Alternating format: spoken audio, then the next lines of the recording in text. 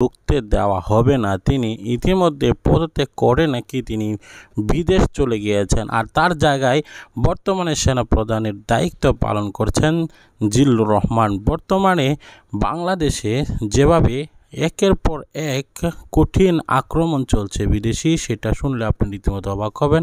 আসুন না টেনে লাইক করে দেখি। দেশ ছেড়ে সেনাপ্রধান ওয়াকারুজ্জামান সেন্ট্রাল আফ্রিকান রিপাবলিকে গিয়েছেন। আগে হ্যাঁ, দেশ ছেড়ে পালিয়েছেন সেনাপ্রধান ওয়াকারুজ্জামান, চলে গিয়েছেন। আর বিদেশে যাওয়ার পরেই একের পর এক গুঞ্জন আসছে যে তিনি পদত্যাগ করে বিদেশে চলে গিয়েছেন।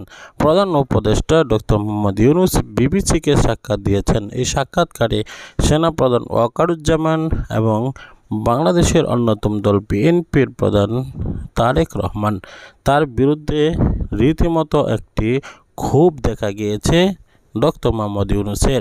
কিছুদিন আগে সেনাপ্রধান ওয়াকারুজ্জামান ডক্টর মোহাম্মদ ইউনূসকে কঠিন সতর্কতা করেছেন এবং সে হুমকি দেওয়ার পরেই তাকে ডেকে ডক্টর মোহাম্মদ ইউনূস নাকি তাকে পদত্যাগ করতে বলেছেন। আর এর প্রেক্ষিতে তিনি বিদেশ চলে গিয়েছেন। কি হতে যাচ্ছে পর্দার অন্তরালে, সে বিষয়ে গুরুত্বপূর্ণ কিছু নথি আমাদের সামনে এসেছে। পরবর্তী ভিডিওতে আরও ভয়ঙ্কর কিছু তথ্য শেয়ার করব। অবশ্যই আমাদের এই চ্যানেলটিকে সাবস্ক্রাইব করে পাশে থাকা বেল বাটনটি অন করে দেন, তাহলে নিত্য নতুন সকল আপডেট সর্বপ্রথম পেয়ে যাবেন ইনশাআল্লাহ।